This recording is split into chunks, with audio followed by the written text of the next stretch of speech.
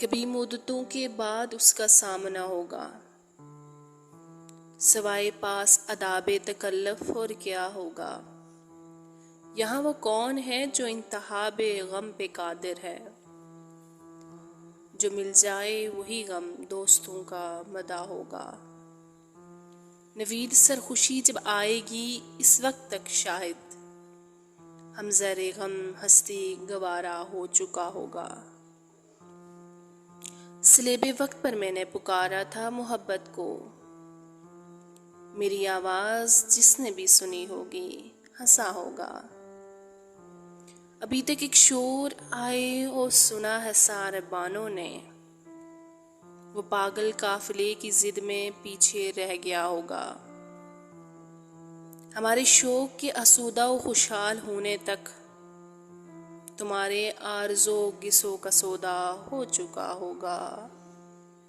نواہیں نہکتی آسودہ چہرہ دلنشیں رشتے، مگر ایک شخص اس ماحول میں کیا سوچتا ہوگا۔